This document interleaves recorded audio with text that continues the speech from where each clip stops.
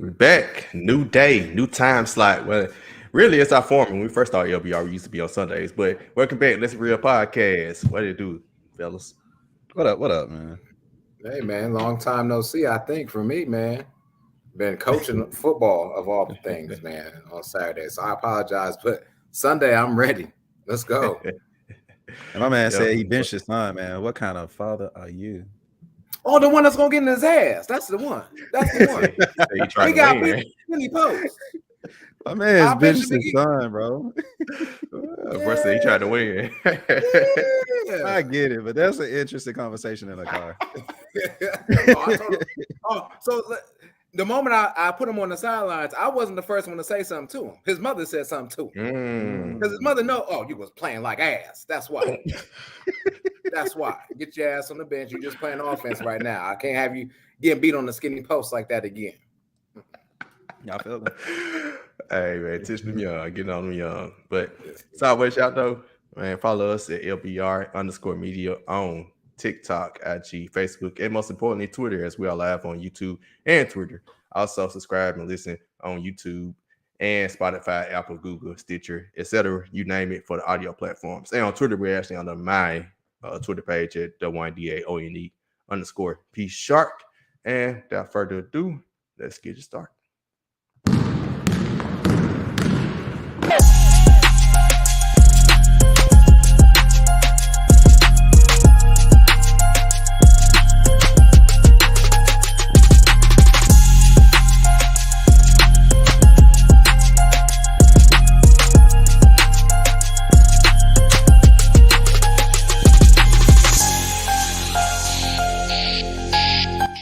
Let's be real.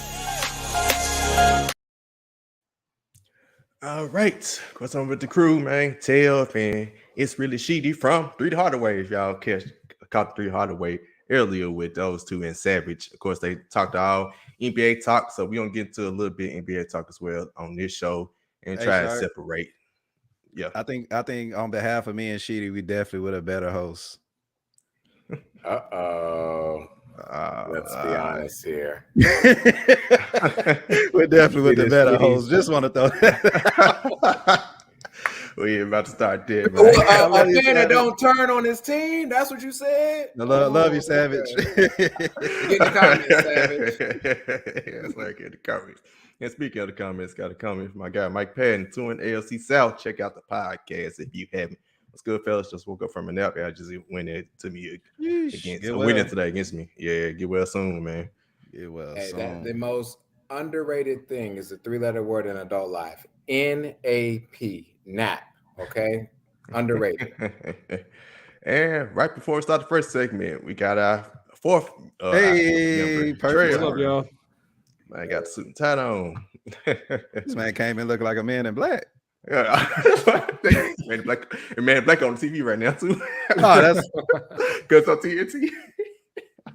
Look, man, fresh off this Greek event I had to attend that was at my home church, so it just made sense. So hopped right out of the car, got in as quickly as I can, and I just said, "Screw it, I'm gonna do the podcast in this suit." So, hey, I look good, man. You look good, man. You do, man. Thanks. I try. I try. Like I said, it should be mandatory nap time at work. Please make that law. Elect me. I will. I got you. Elect me. I got you. Why can't us? Or give me that 4-day work week, 3-day weekend. That's what I've been banging on the table for the longest. But without further ado, first topic: NBA playoffs. Came fresh off 2-2 series. Our first 2-2 series. Well, I think this was the first game 4 anyway. Celtics and 76ers. So. Really, like I said, 3 the Harder Way came on earlier. We on the same podcast network, so we ain't about to have Sheedy and Took repeat themselves. So basically, we're gonna do predictions, especially since we were pretty much bi-weekly right now. So prediction for this series, we are at 2-2 between 76ers and the Celtics. Who y'all got winning this series? I'm gonna go Celtics. I think it'll be 7 games. Shout out to James Harden for, going back to the Houston Rocket days and, him hooping. You know what I'm saying? Shout out to MB, who somebody else on this podcast wanted the Sixers to bench him But it is what it is, man. But this is gonna be a nice series, a good physical series. But I do have the Celtics going to the NBA Finals. Bloopers, but spoiler alert. Yeah, I think somehow, some way, the Celtics find a way to get this done. I believe this will get done in 7. Actually, no, I'll take that back. I'll make it even 6. I think Boston closes it out on Philly's home floor. I'll just keep it straight and simple. I don't trust Doc Rivers going forward. James Harden, outside of game 1, was trash up until this most recent game, to where he hit the game winner. Joel Embiid is in and out of the lineup with his injuries. And in the end, like I mentioned, I don't trust Doc Rivers and his in-game adjustments or adjustments, period. So I think the Celtics find a way to get it done. They let this one get away, but they know they're going home to Boston. The Garden's going to be rocking, so they're going to get that last win in front of their whole crowd and then close it out in Philly in 6. So give me Boston in 6. Yeah, yes, I said it. I said that they should bench Embiid because he is now 2-9 or 2-10 against the Celtics in the playoffs. Yes, I said it, and I stand 10 toes down on it. And I will say that Glenn Rivers better not get out coached by Joe Mazzulla. So I got Celtics still winning in 6. Hopefully it doesn't go 7. And I'll leave it at that. Yep, same. I got the Celtics still. I mean, even today, Philly was up the whole game. Then the fourth quarter, the Celtics mounted a huge comeback and took it to OT. And even had to lead to the final possession where Harden hit the game-winning 3, and he finished with 42 points. But I don't trust James Harden to be consistent enough in these last 3 games because they're probably going to need him to be that. And shout out to James Harden for showing up for 2 of the 4 games, right? I mean, the first game he had 45. This game, I think he had 42, including game-winning shots. So, yeah, I mean, I think he had a game-winning shot in game 1 as well. So, hey, big shout out to James Harden. That's the most I've seen him show in the playoffs ever since when he was OKC. He beat the Spurs on that game winner that helped him get to the finals when they lost to LeBron. Oh yeah, game 6, 2012. Yeah, he was definitely something in that series. Yep, but I expect the Celtics, but like I said about the coaching, Joe Mazzulla is showing his inexperience, and Doc Rivers make a sneak him one. So it won't be a shock to me if Doc Rivers can sneak one in and get to the Eastern Conference Finals, but I would still lean towards the Celtics as the experienced players in the team getting to the finals last year, being all the Eastern Conference Finals, so they've been in over the last couple of years. And back to the comments, I got Ryan is here. What up, fellas? What do you do? What's good? What's good? Like I say, on the reference here to make a sermon. Oh man. Ryan, new schedule, ain't it? Dang, bro, don't it's new schedule. Yeah, man, life happens, Ryan. That's why we got on the new schedule. Yep. Which is ironic, like I said earlier in the show, we used to be on Sundays, and our first 2-3 years of LBR was on Sundays. Then kind of COVID, we switched it around. So came back around to Sundays again. And to itself, Mike said Celtics should win the series unless Harden goes. Houston Harden the rest of the way. Which the Celtics will probably win because Houston Harden didn't show up in the playoffs. Man, Houston Harden, ding, ding, ding, ding, ding, ding. Exactly. He gonna put up his numbers, but it still ain't gonna matter because he'll put up those numbers, and Boston will probably still win by 10 or 5 to 10 points. Yeah, but he has like those 40-point games he had, they won, so it might help. They're trying to get some ties and offerings. Y'all funny. That's good. That's funny. That's good. Mike said, "Well, if Doc gets fired, Nick Nurse becomes the coach after the season in Philly." Yeah, I can see it, You but see if Doc is fired and your next which call is Nick Nurse, if I'm Joel Embiid, if that was the case, I'm asking out because at the end of the season, James Harden is more likely gone. He's more likely going back to Houston. I'm just gonna keep it a bean there.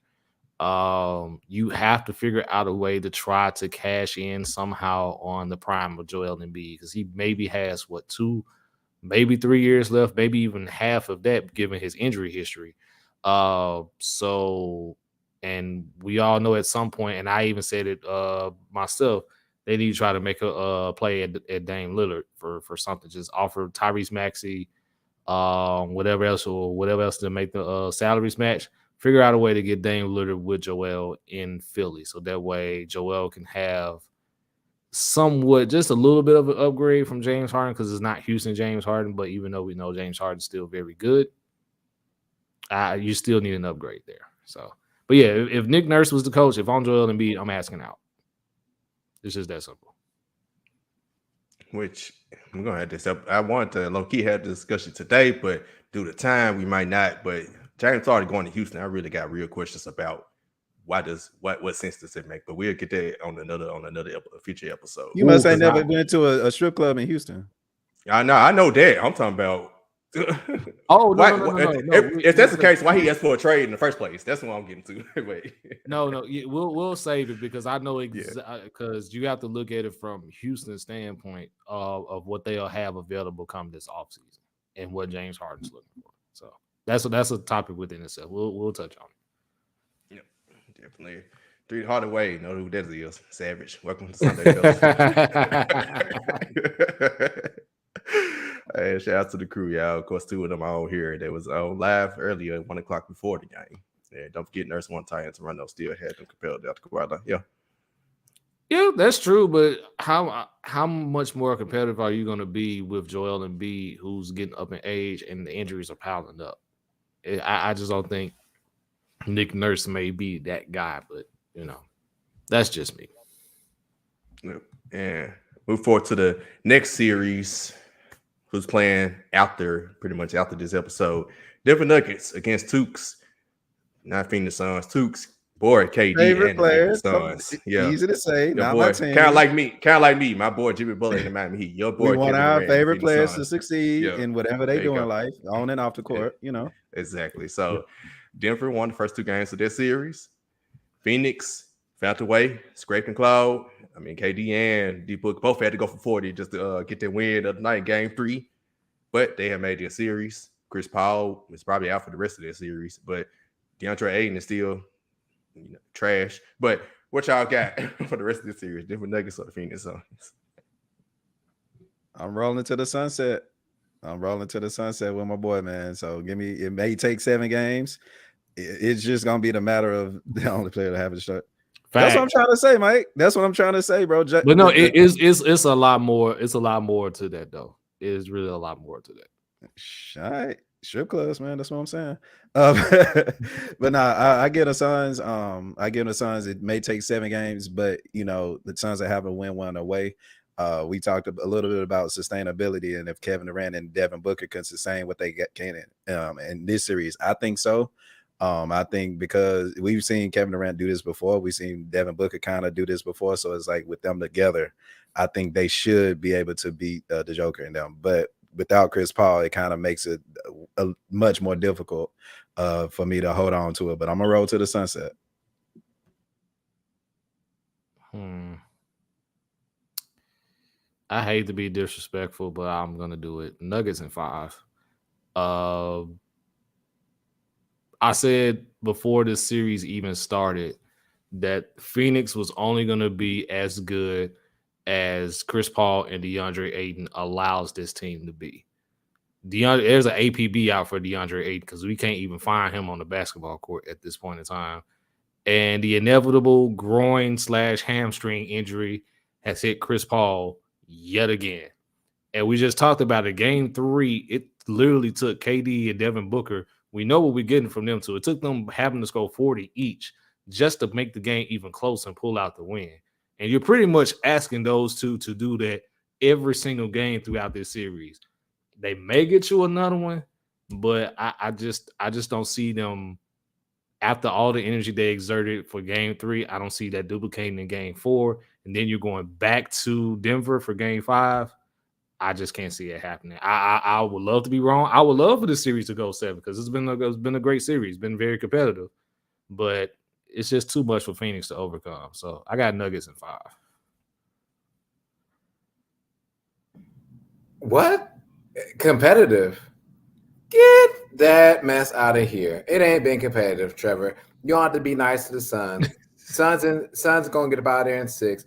I heard the talk about Terrence Ross and whoever else they TJ Warren. Warren. And guess how many games this series they went over 10 points? Okay, thank you. So, Devin Booker shot a very good percentage, 80%, I think, something like that from the field. He won't do that again. Not 80%, but also KD won't shoot as low as he will. So I see those things about balancing themselves out. Nuggets in 6, 5 is a little aggressive, but the Nuggets just have more support around them. It's a two-man show, yes. And DeAndre Ayton, $100 million man, is doing nothing but collecting a check and wishing to get subbed the hell out because that's what he needs to happen. And he so never wanted to be there. I hear you. And to the point that's been made, you're right. He shouldn't have been there. They should have traded for Miles Turner when they had the chance. And on top of that, and then I guess you were going to churches. I guess so. He might be a Pentecostal, but at this point right now, the Suns, KD, this is what you traded for. This is what you requested to trade for. You better step it up. And that's flatline. You got to step it up. And yes, he had a really good game last game. I'm not saying he did not. But if they are to win this series and go, they're going to have to go 7-2, to be honest. I don't see the Joker losing 4 straight. I don't see that. So if this is to go 7 games, KD has to show up every game, even greater than what he just did on this previous game. And if they score 100 points, he's going to have to be the focal point for at least 50 of them. And I don't know how long he's going to be able to sustain that along with Devin Booker. So I had Nuggets in 6. 5 is a little abrasive, but I can see that happening too. But 6 for sure. Now, if you give him a broom, he looked like a gentleman sweeper. That's what it was. But same as you, Sheedy, and it won't surprise me if Denver were to win at 5, but I think 6 seems about right. I do believe Kevin Durant and Devin Booker will have another game where they just go lights out. And like you said, it's probably Devin Booker probably going to shoot as great as 80%, but Kevin Durant got 39 points, but I think he took almost 30 shots, right? So he's probably going to shoot a belter because I never seen Kevin Durant be that inefficient before. So it probably is going to balance out with them too. But at some point, you need somebody else to step up. Even when TJ Warren played in the game, that man, he finally made the shot like late in the game. Like he kept missing everything, right? So I do believe that, and it's like Mike Patton said, he should have been playing Terrence Ross and TJ Warren. They're better than everybody else. He been having to come out the bench, right? But I still believe DeAndre Ayton is just he ain't missing layups, bro. I mean, he ain't trying to dunk. It's pitiful what he's doing out there. So I just believe Denver. Well, I'm worried about with Denver, not too much worried, but I believe Jamal Murray gets to that point where he just take over mode instead of getting people involved. And I felt like in the last game, he should have got Michael Porter Jr. involved a little more because Michael Porter Jr. hit like a couple of big threes down the stretch. And I believe they could have easily went up 3-0. They got him the ball more. So, and Denver is the type of team that figures it out. So they're normally a team that moves the ball and stuff. So I believe they're going to figure it out and find a way with the deeper team to beat the Phoenix Suns in 6 games. And Mike said haircut Kevin Durant is dangerous. Yeah. At least for 1 game.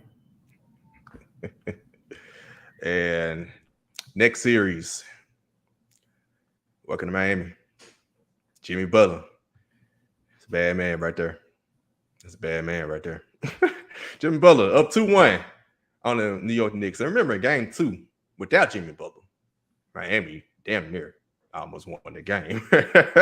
So what y'all got for the rest of this series? The Knicks have been looking, I mean, they can't shoot to save their life. And Miami just handed to them on defense. So who y'all got for this series? The Knicks or the Heat? Coach Poe running a field day around this man. Give me Heat in 6, man. Y'all gonna close this thing out in Miami. I think in Miami, right? In game 6? Yeah, in Miami. Yeah, Coach Poe doing his thing. Hey, Sheedy, is there any room on the bandwagon for Coach Spo for Coach of the Year? Because it's blasphemous why this man has not even been in the consideration for Coach of the Year for all that he's not even just what he's done, but what he's doing currently in this series. So if there's any room in that bandwagon, I would love to hop aboard. But with that being said, Heat in 6. The Knicks can't shoot.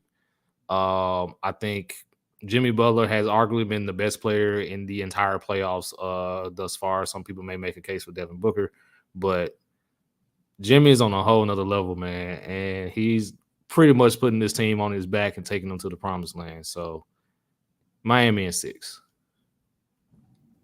Quick stat line. not about points per game, not about rebounds per game, not steals, none of that. Jimmy Butler in this playoffs has only lost one game. One game, once thus far. He will lose again. We might lose again, right? And I'm okay with that. We might lose in MSG. Let the crowd bring them back. Let Carmelo lace them up. I really don't care. I really don't care. Heat in 6. Let's not get injured. Let's not get too cute. And let's hope the Celtics and 76ers go 7 games. But to me, it's easy, does it?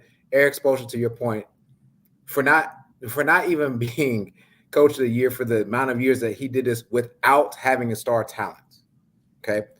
With having a aging D Wade, with all these things, how many times can you say that we actually missed the playoffs? And even in the playoffs, not being competitive. Besides the year we got swept by the Bucks last year, I get it. That's fine. But to be honest, we put ourselves in this place. We deserve what we got going. Heat in 6. Knicks, think about it. You got a great team, but Tom Thibodeau does one thing well. He coaches defense.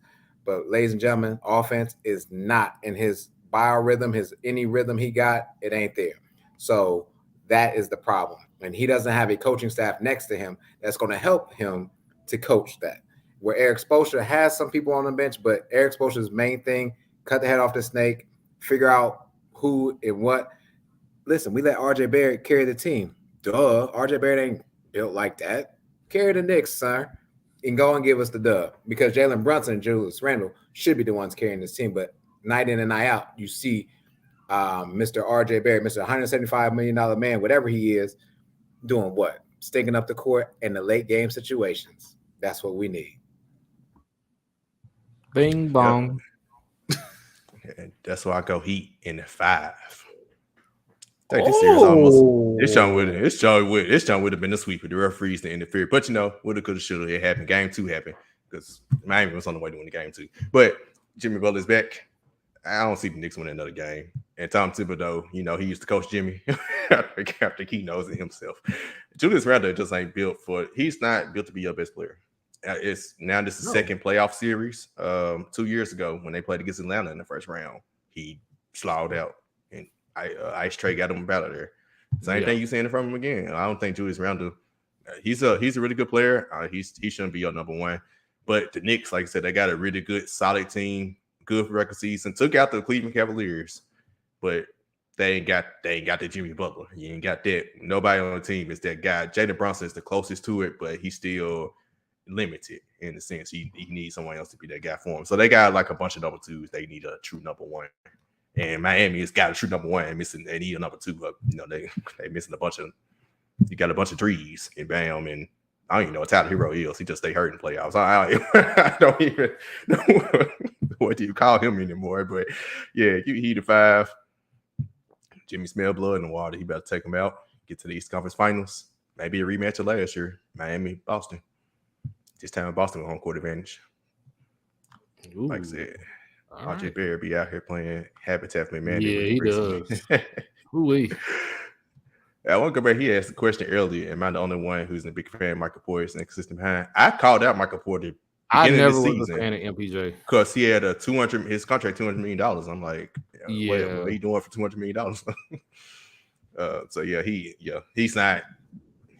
He shouldn't be as supportive as they trying to make him to be. But I still believe he's a solid fit for lesser money. It's the money aspect that's getting to me $200 million. Yeah, but it's a lot of players like that. Him, Tyler Hero, Jordan Poole, John Collins. Yeah, you get paid a lot of contracts. It's like when you get paid that amount of money, right? Bam included. What is your role? And I don't think MPJ's role has quite been defined for what he's supposed to be doing for all those millions, right? We get on Bam, and I've said this already. Bam blocks down 1 through 5 when necessary, gets rebounds, focal point on offense, whatever. Tyler Hero jacks up shots, play makes, gets some rebounds. We'll get to the other person in a minute. But MPJ, like, are you supposed to just score off the wing at all times? Like, I don't think his role has quite been defined for what the Nuggets need him to do, and that is killing him. Because they traded for Aaron Gordon, excuse me, now Aaron Brooks. Aaron Brooks, what was he from the Rock? It must be the Rockets talking. But yeah. But I just think his role needs to be more defined. And if they can find what his role is, maybe he can live up to that $200 million, but for right now, he's sticking up the court for that too. Yep, and he just asked another question. Hero, John Collins, Porter Jr., Poole. Which one you taking for what they do?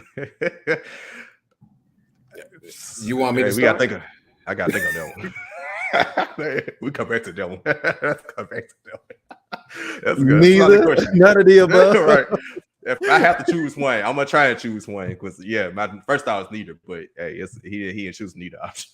We come into that one like I like that one though. Yeah, I'm just gonna write in NA for not applicable because I can't think. I can't come up with one. Just leave it blank and just go and miss the test question. just go and lose the points. Whichever one C. Whichever one C. No, I don't think you want to see on them. I think C was Jordan Poole. I already got him. Oh no, okay. All right. That's actually probably what I'm leaning towards in that question. Honestly, those four, but yeah. Just make sure you got some baddies and some bad strippers. I mean, y'all know more than me, but honestly, I was gonna lean more towards Tyler Hero, to be honest with you. But me too. Yeah, me too. Man, I ain't seen him in the playoffs in 4 years. Since his rookie year. Since the bubble.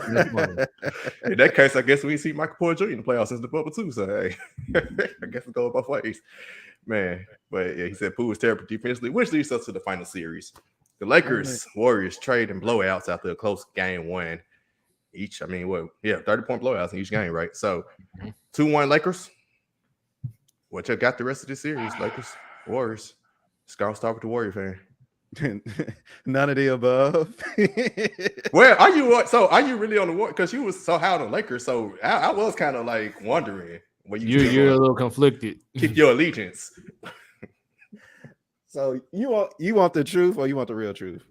You can't handle the truth. Exactly. So that's why I gotta ask which one. The real truth. All right, man. Real truth.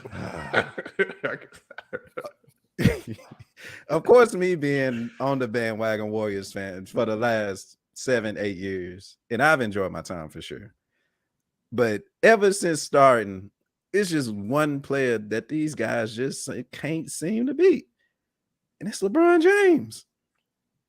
You let this man go he didn't take a shot in the first quarter. He is essentially cruising on the team that I'm supposed to like. Everybody that picked the Warriors, including myself, deep down, we knew that LeBron James got our number. He's had our number for the longest. So I say that to say, I don't want to pick the Lakers. Because like I told y'all, like, this is to me the best roster LeBron has played with since he's been on the Lakers. And it's debatable. We can talk about whatever. And with the Warriors, we don't look like ourselves. Kerr is getting in his way. Why is JaMychal Green starting? Nah, man. If this is what we got to put up against LeBron James and everybody else on the Lakers team, give me Lakers in 7. Give me Lakers in 7. I'm sorry, man. Wagon Warriors fan. Y'all know. Hell, I had to pick them over the Lakers over Memphis.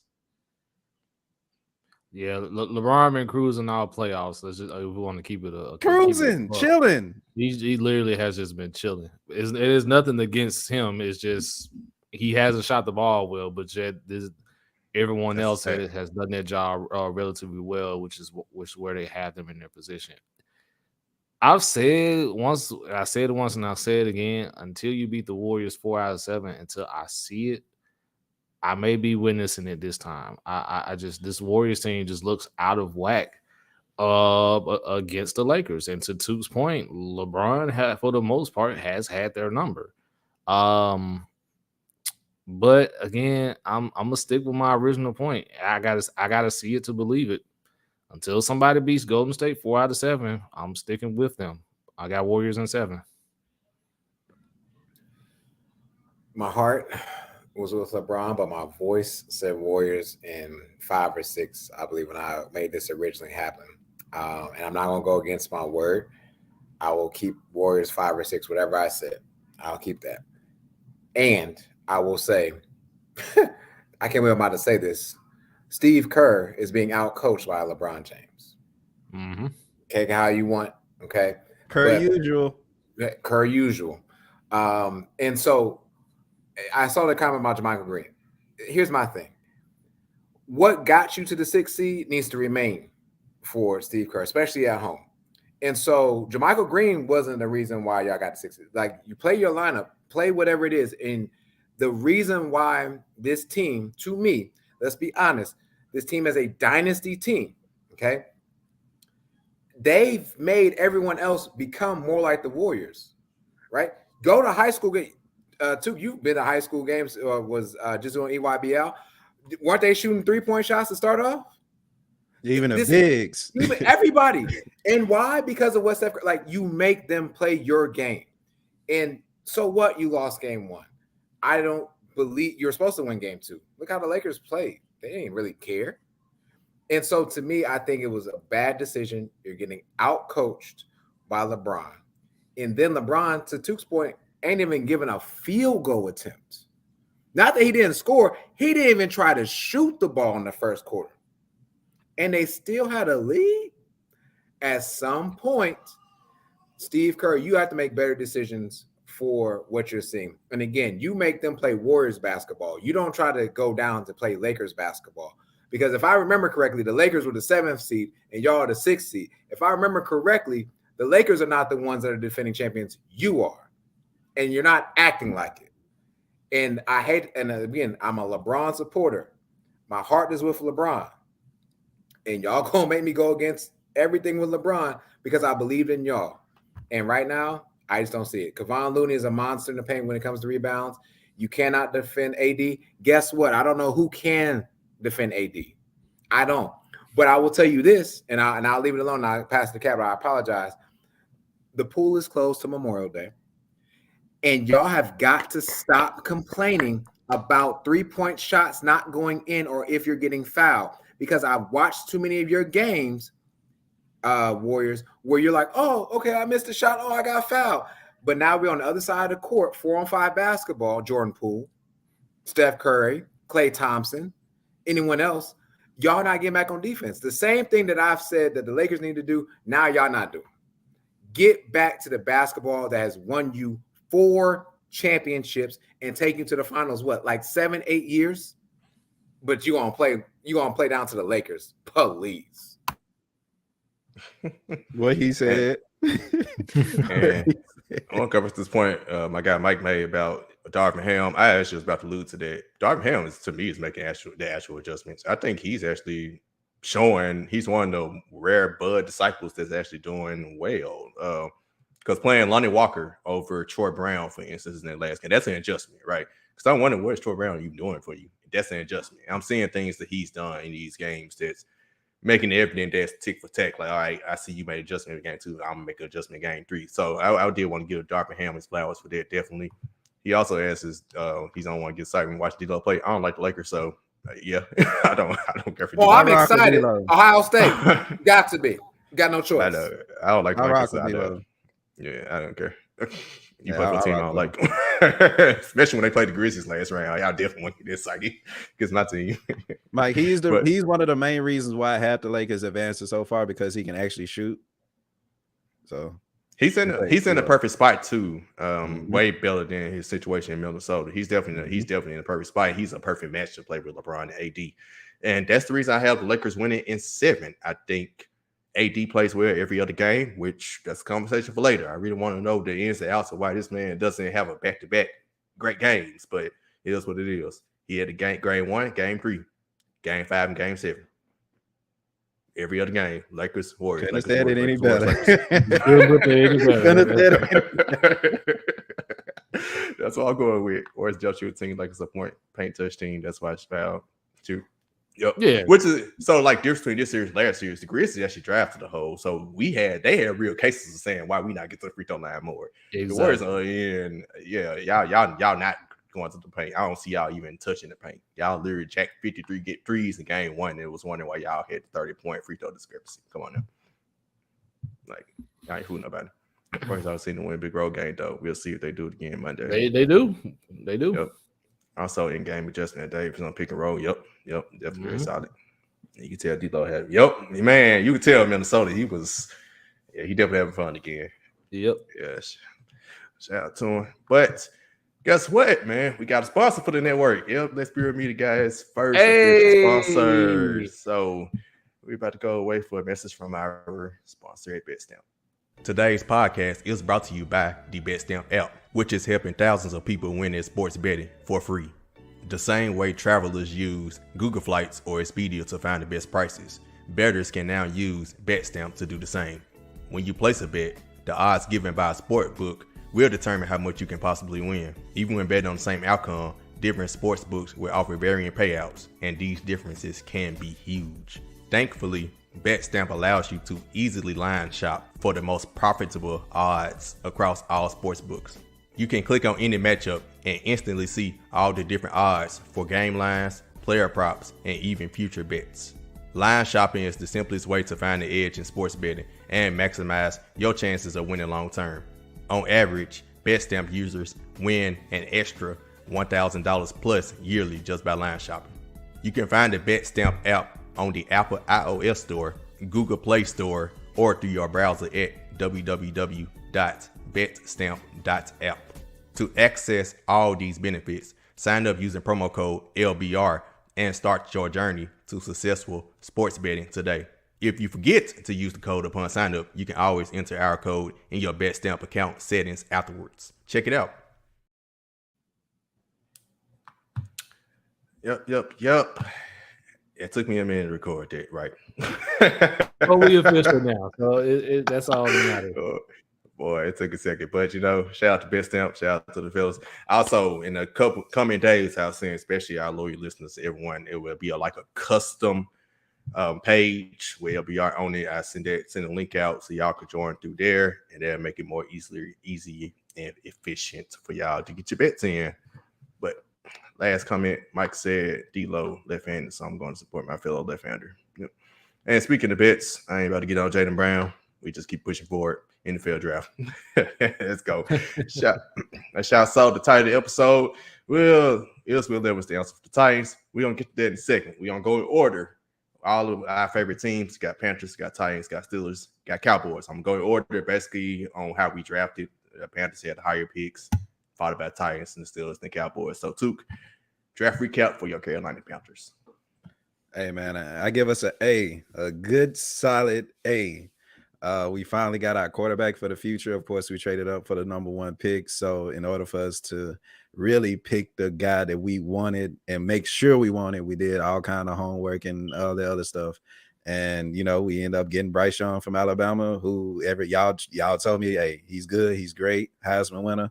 I'm going to trust y'all word for it. And I actually, created him on Madden. And I'm having a lot of fun playing with them. So it's like, this should be a very fun football team for us to watch. So with that, we end up also replacing DJ Moore with Jonathan Mingo from Ole Miss. Nice, tough wide receiver who hopefully he can get on the field his rookie year. If not, that maybe if he don't touch the field, it's a good thing. It's because we got Terrence Marshall and everybody else stepping up the way we need to. But in the future, I think that's a hell of a pick. Of course, we end up getting a linebacker from Oregon, DJ Johnson. We got an offensive lineman that I'm excited about from North Carolina State, Chandler Zavala. I hope I said that right. In one of his positions, he actually was ranked, third in his position. That's for one. And for two, he actually played with our last year first pick, Ike Ekwonu, at the same in North Carolina State. So our coaches got the footage and they were able to see them have success. So that can definitely be our future for offensive linemen. Like I said, we already got a top 10 offensive line anyways. So I think we just made it better with that pick. And we also end up getting Jamie Robinson from Florida State. Not too familiar with him. He's a safety, but hey, let's go ahead and get the depth chart all the way up. So like I said, we feel some needs for sure. And I'm happy. I'm a happy fan right now. The only way I don't be happy after the season if we don't make the playoffs. I think definitely this is a playoff team. We said we're going to start Andy Dalton on day one, which I can kind of deal with. But if Bryce Young is on that field for day one, I definitely wouldn't oppose anyway. So, again, Carolina Panthers, good job, Scott Fitty. Good job, everybody. Yep. If y'all have any questions for him, y'all can ask him. I don't really have nothing. That guy had a solid draft. That guy was pretty good. Yeah, I don't have any questions. It was pretty solid for them. Well, Mike said in the comments, I couldn't even read it. Said a Panthers got a talented wide receiver course. Yeah, they did. Yeah. They got it. On to the Tennessee Titans. Will Levis, as y'all saw the photo on the Will page. Yeah. Levis. Great. So we did a live draft, right? We did a live draft show. Tuke was on. Trevor got in for a second. Had a boy Darren and Tyler from Fat Boy Fadeaway came in as well. And Darren kept saying he wanted us to draft Will Levis while we was on the show, just to see my reaction. I was like, he said, "Yep."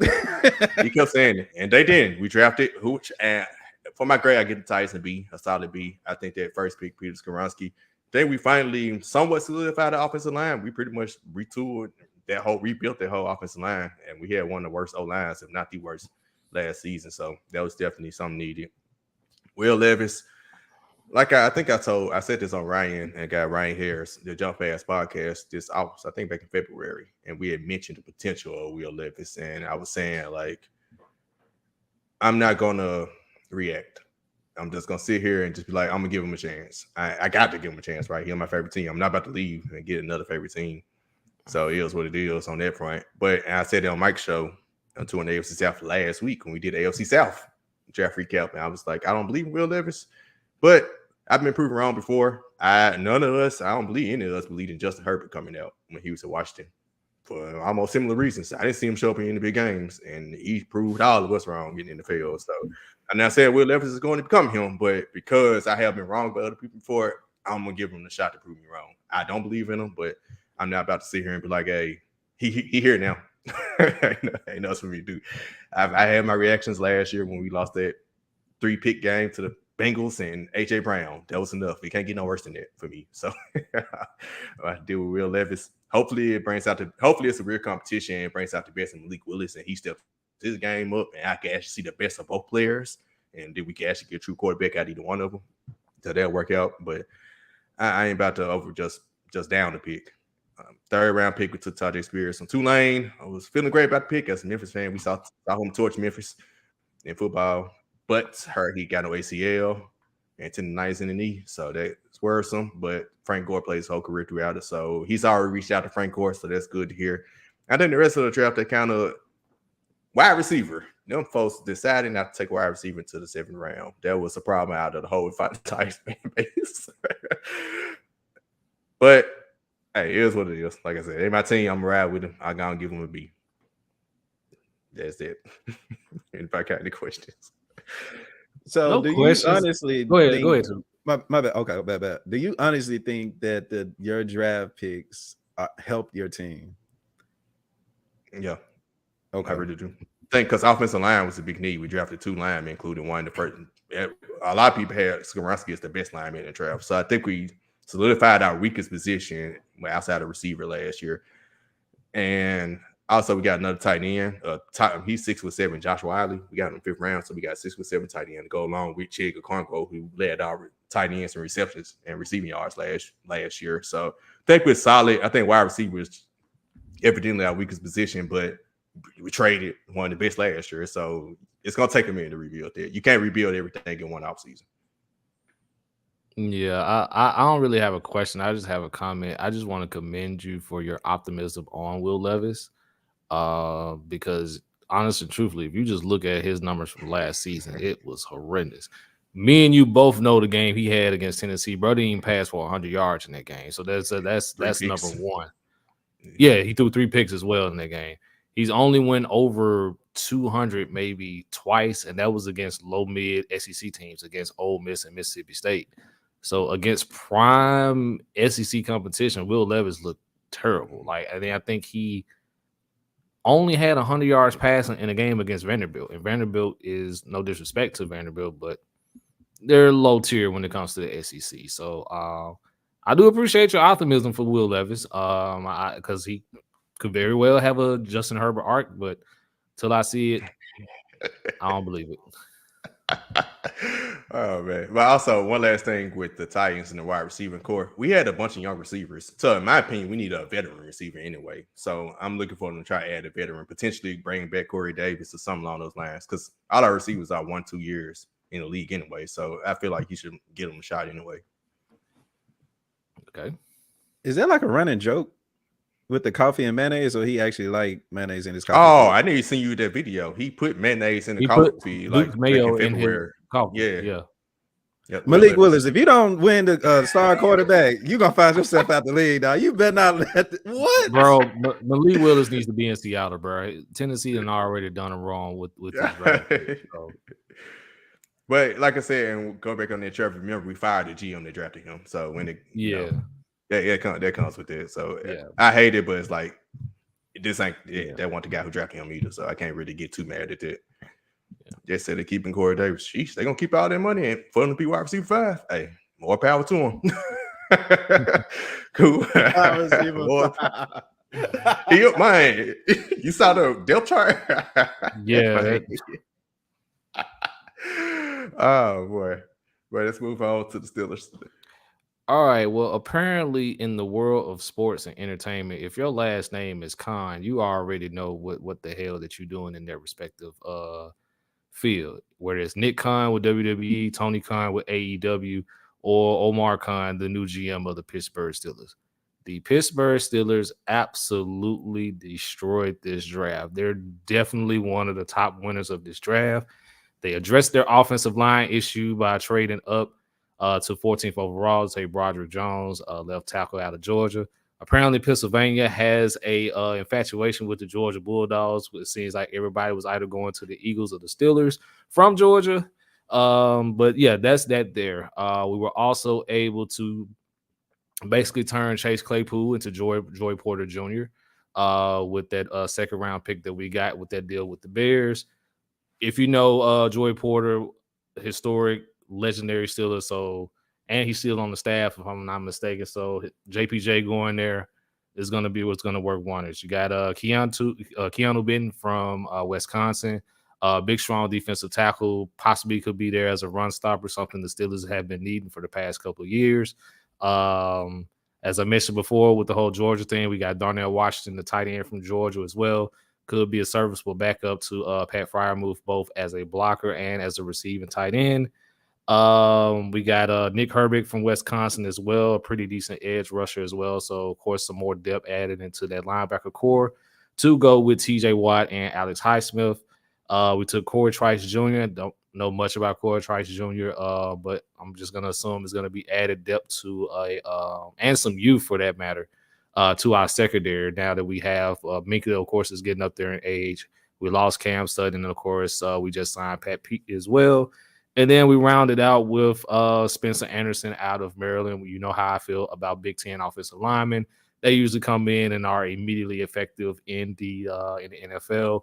So him as a swing tackle is going to be good as well. The Steelers pretty much knocked this draft out. Like I said, I got to give them an A here. And then I pretty much can almost give them an A for the offseason, being able to get Allen Robinson for cheap to add to the receiving core as well. The Steelers will be on the cusp again of the playoffs, but I don't think they're seriously ready to contend just yet. We got to see a full season, maybe 2 full seasons under Kenny Pickett to really determine if the Steelers are really ready to compete. But for the draft, A 100%.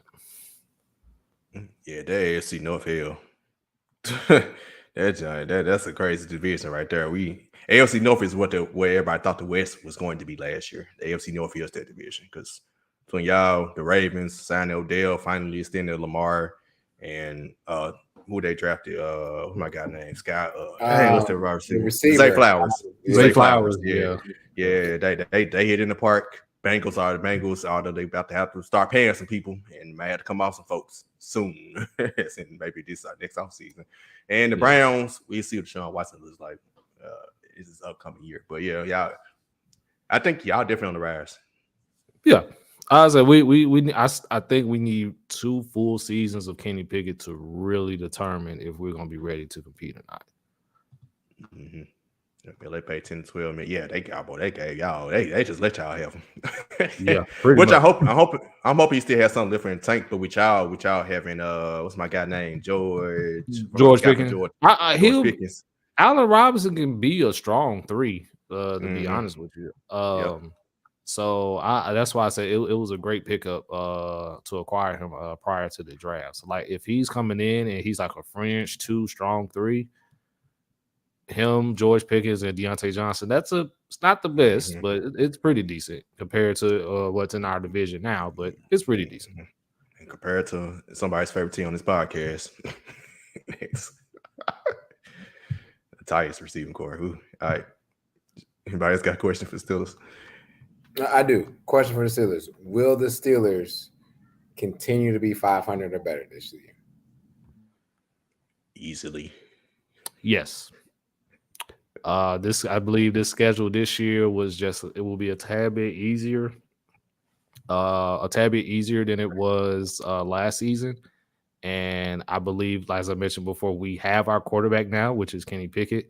So no more random starts for Mitchell Trubisky to start the season.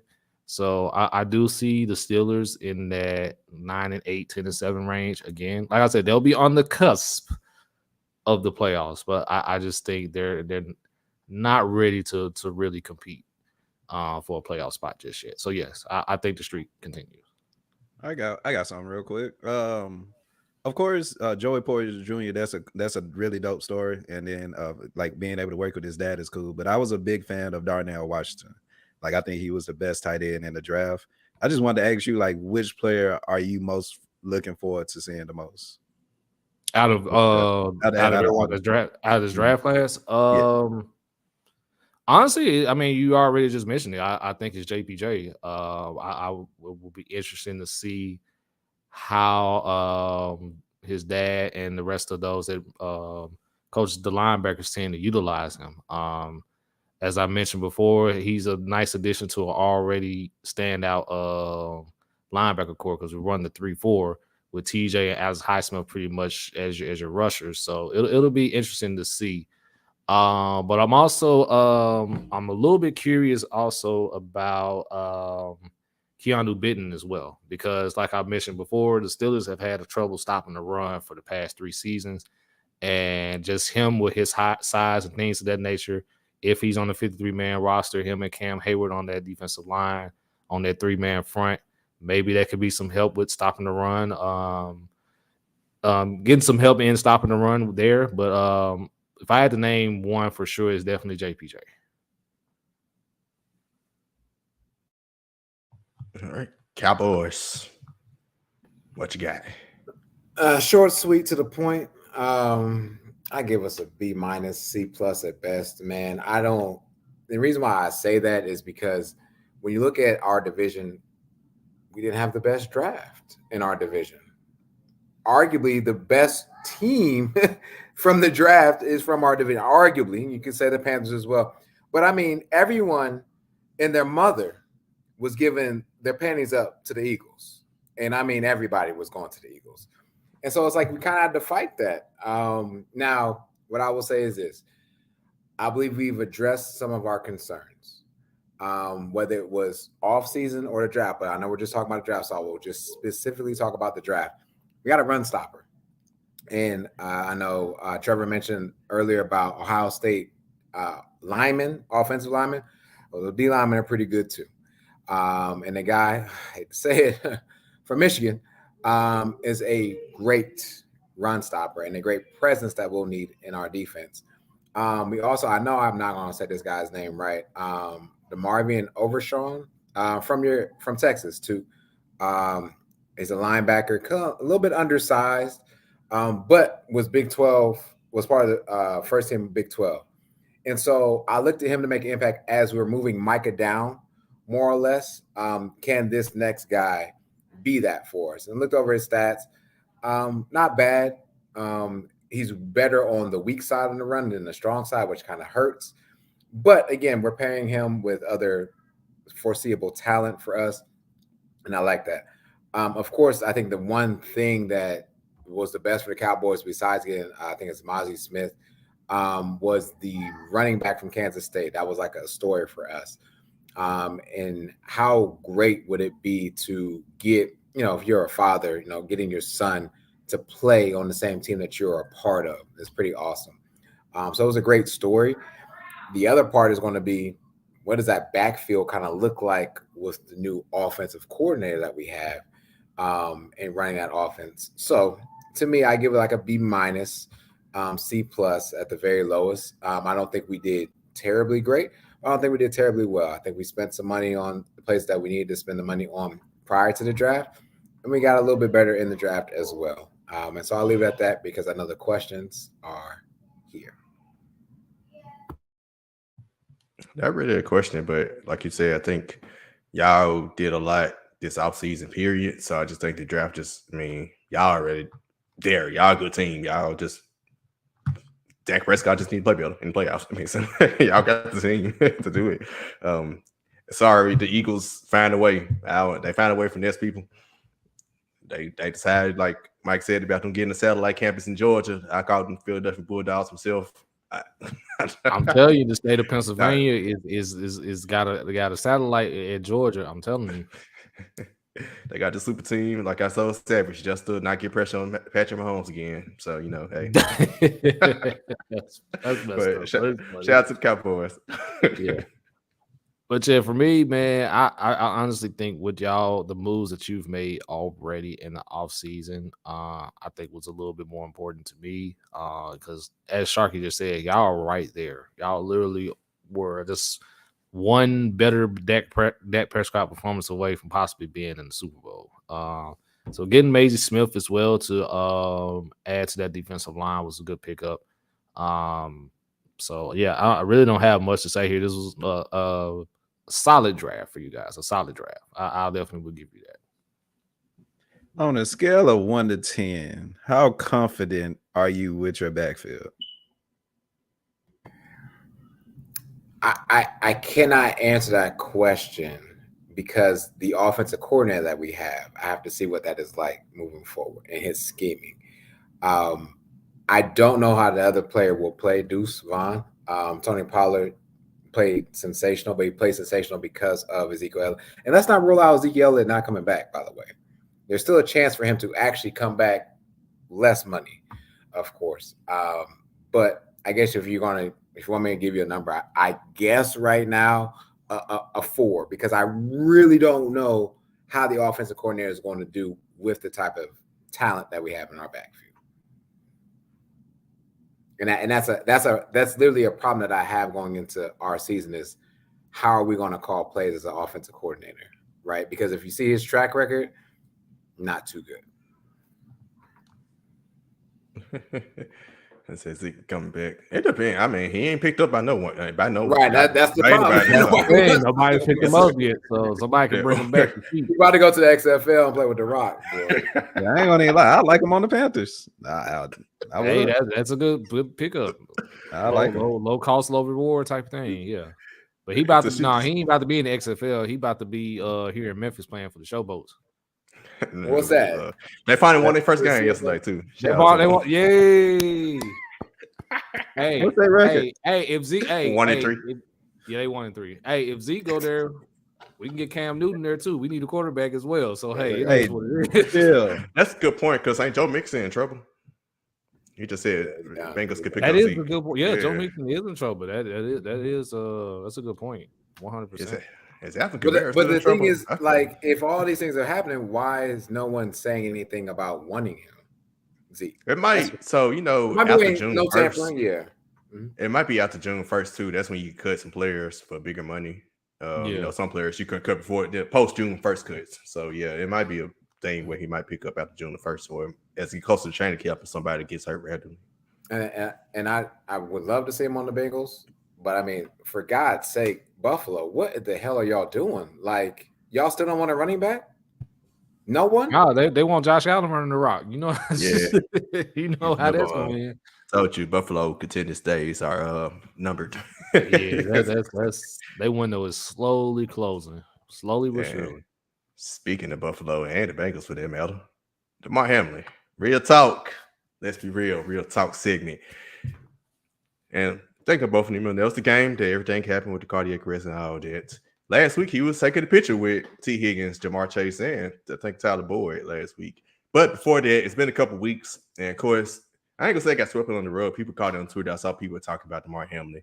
And he's been cleared by like 3 different doctors as well to play the season. And apparently he is coming back to play the season. So the reason this is real talk, I did want to talk about his decision to come back and play. See a lot of people disagreeing with it, of course, because obviously what happened. He pretty much died and came back to life on the field.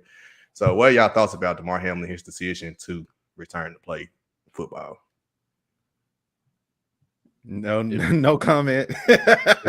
No, I'm gonna keep it real. If you really have a passion for something, and that's just in life in general, if you have a passion for something and that's something that you enjoy doing, then like by all means go ahead and do it. I mean, he's taking the necessary precautions to get himself cleared. He's been cleared 3 different times by 3 different doctors. So at this point, like, why not go for it? Because what were you going to do anyway if you couldn't play football? Like what was going to happen? You're just going to be sitting in the house and probably go back to school or things of that nature. But if it's right there and you're cleared to play and you feel that you can contribute, why not go for it? That's my whole take on the whole thing. I'm actually with you, Trevor. I think Sheedy's about to go. I'm actually with you, Trevor. That's my opinion too. I think I understand the ramifications of like, man, no, I don't think he should. I don't think he should play. I feel the sentiment. Like you said, Damar wants to play. I get it. I don't know if I could come back, but I told people that he was going to try to come back and play. I thought that too this whole time. I have him feel that he's going to try and come back and play if he gets cleared to play. And it's like what Trevor said. It's the love for the game. You love the sport. That's your life. You ready all your life to get here. You got a second chance. I'm about to go right back out there because did he actually have like a real health condition, heart condition, anything that caused it? It doesn't seem like it. It seemed like that was literally that impact hit that happened there. But hey, I respect the decision. Hopefully, just prayers that nothing else happens to him. Took, you might as well go ahead and say what's on your mind. Nah, man, no comment. Sheedy, go ahead. Bro, grinning like a Chester cat, like, bro, like what? Say was on your mind. You missed the free talk. He got trolling off. This is what okay, I got you. That's what we call it. What you got? All right, I got you. Wow. Well, I'll say that for a trolling on segment. I guess if we're going to equate this to real life, right? To the point that's been made, and I'll move it all and speak to Tuga. If you're DJing and you got electrocuted by lightning, it hurt you, but you got cleared. You got cleared though. You good. I need to go and get life insurance. He's trying to speak that on me on a Sunday. Now, yes, you do need life insurance. I ain't gonna lie to you. Please get life insurance. Let me say that for sure. She got me on life insurance a couple years ago. Right? you need your life insurance. So, and if DJing is your thing, and if something were to happen to you, and it takes you and removes you from that, but you have the opportunity to do it again, I believe you will, because that's where it might be where your heart is. And I'll speak personally for me. I've been hospitalized with teaching, legitimately. This is real talk. We'll be real. December 2019, before COVID hit, I was transported out of the school building in a stretcher because I was dealing with so much. But when I got my mind back together, I realized my purpose is still to be there. I just had to rekindle myself and get to where I needed to be. And so I'll take this Damar Hamlin issue as the same. A freak accident happened. Football is his thing. And if he is cleared and he is okay to do it, then you allow him to do it. Now, Leighton Vander Esch, neck probably in like 4 different places, and he's still playing, and we still signed him for the contracts with the Cowboys. Lord have mercy. So, to me, I think if his heart is there, it's his decision. Go, so be it. And I'll leave it at that. And Took don't want to make us think of trolling all. We do have a would you rather. You good or not, Took? Oh man, whatever, man. So there are conspiracy theorists out here that say that we are not seeing the actual Damar Hamlin. Apologies if I'm insensitive to this, but I went down that rabbit hole. So that's why I've been laughing, Trevor. I told them this. I asked them if they were okay with me saying this. They cleared it. So if Damar Hamlin, who to my understanding, wasn't even starting on the Bills, you know what I'm saying? Like he was one of those third, fourth string cornerbacks.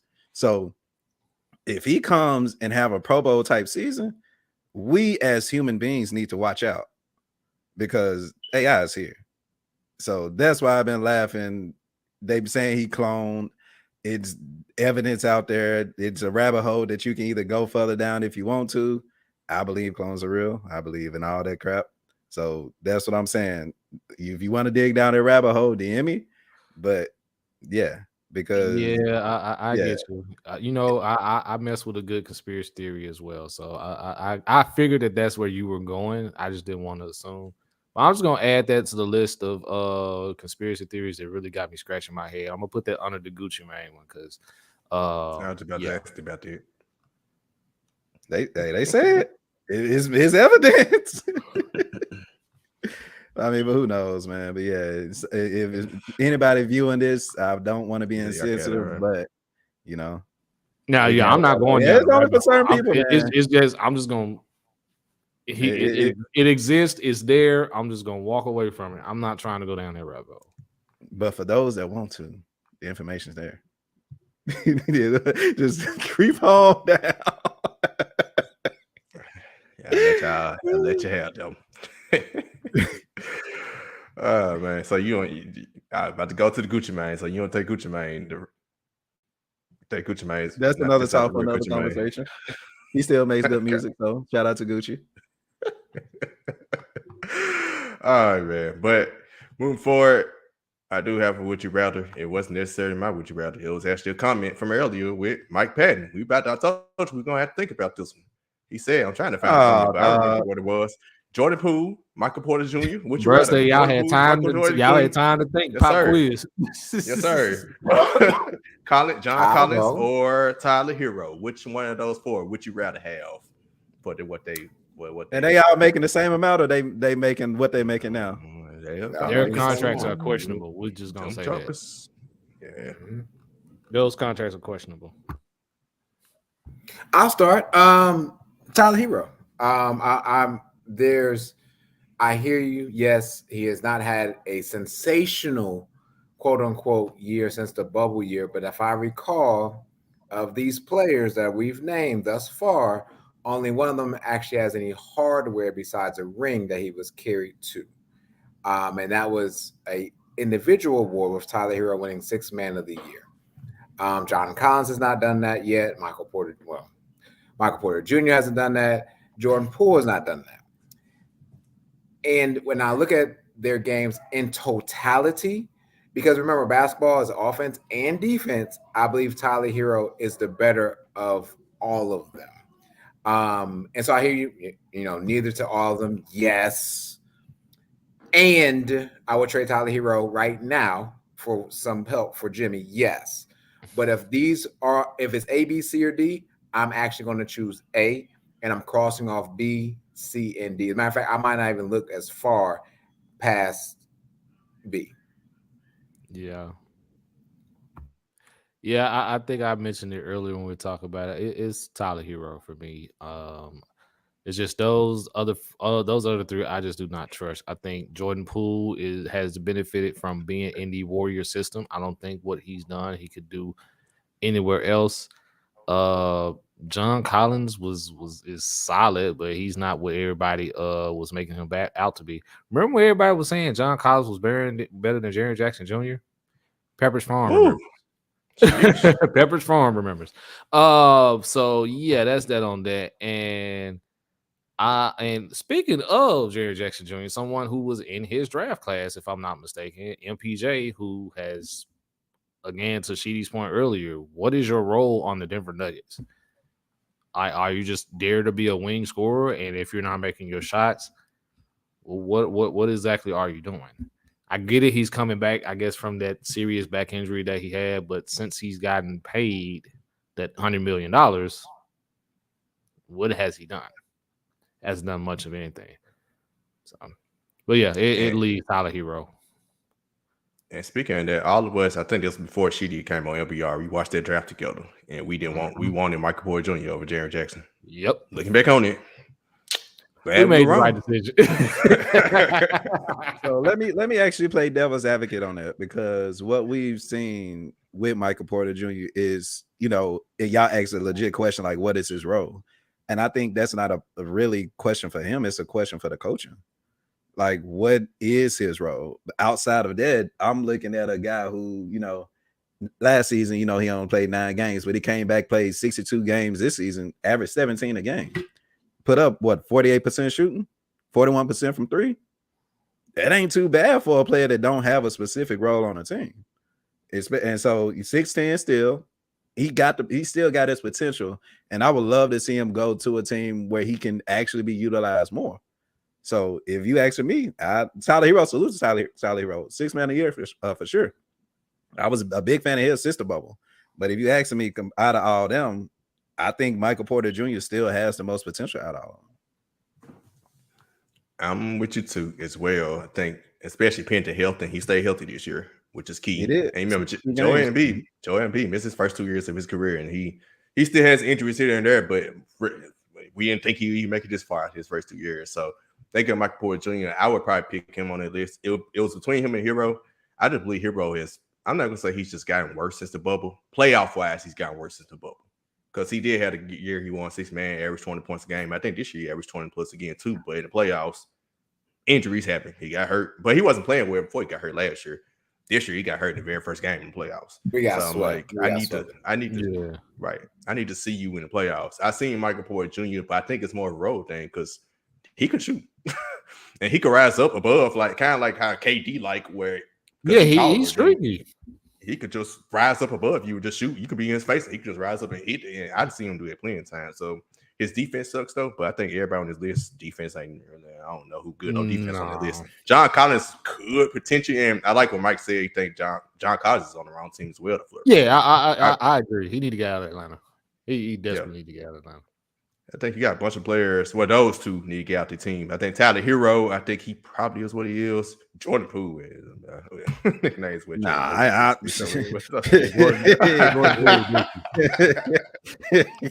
got him. You want to trade Denver? Y'all want Jordan Poole? Right, cool. Oh my God, man. Yeah, he was like. But yeah, I like. They call him a low budget KD, like an Aldi's. He said low, like a family dollar. Budget. Too low. A great value. Okay, got you. Like that's fact. Like Dollar Tree.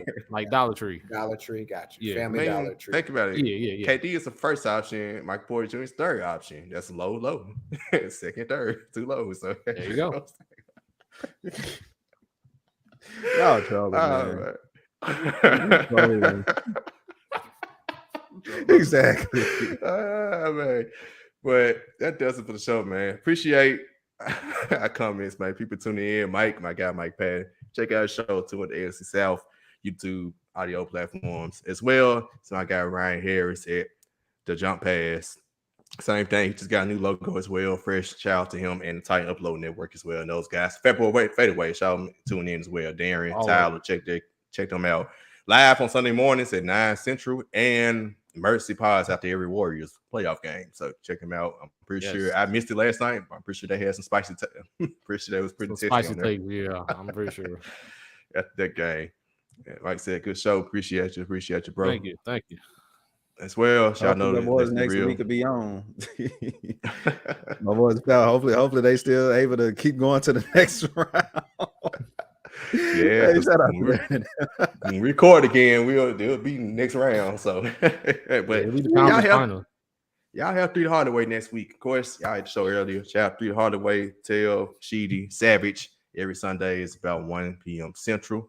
Also, remember to download Betstamp. Support us, sponsor Betstamp. Download the app on your devices. Like I said, I get a code, or our code is LBR. I get a link to send out to especially our special guests and people that mess with us to get even more discounts and specials on it.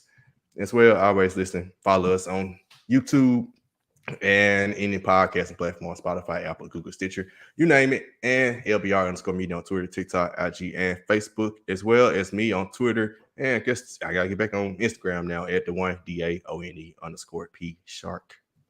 Yeah, if you can't see it, it's under there. I'm at the Art of Trevor. Of is a preposition, so don't capitalize it.